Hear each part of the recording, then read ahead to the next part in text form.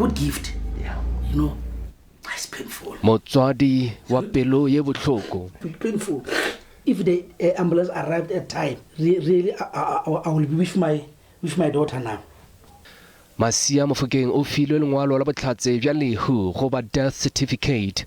O sa gopola masetlapelo a nakong ya pelego ka la 27 June.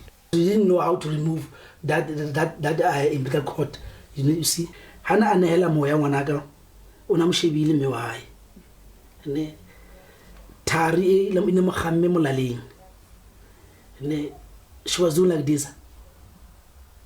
Then she died. Ambulance ga senke ya fitla ka nako. It's about 5 hours before they arrived. Mosadi wa gagwe wa mengwaga e 34 o amegile maikutlo. Kliniki ya Metsimaholo e gauswi le legae la Mofokeng. Eupša ambulance yeo e ile go ya neelwa kliniki ka Disemere ga e gona fa.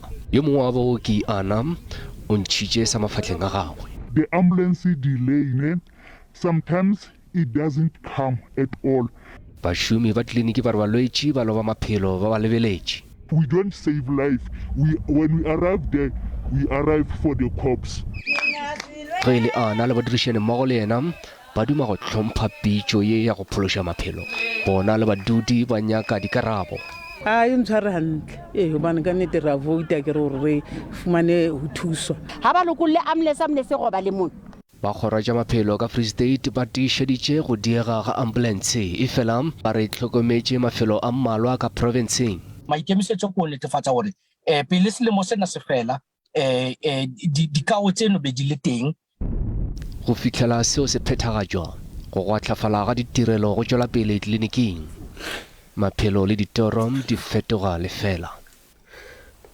I see myself, you know, pushing that primer for my child, but they took it away. Ke Mageketla Mohlabe wa ditaba tša SABC Orangeville gauswi le Sasolburg.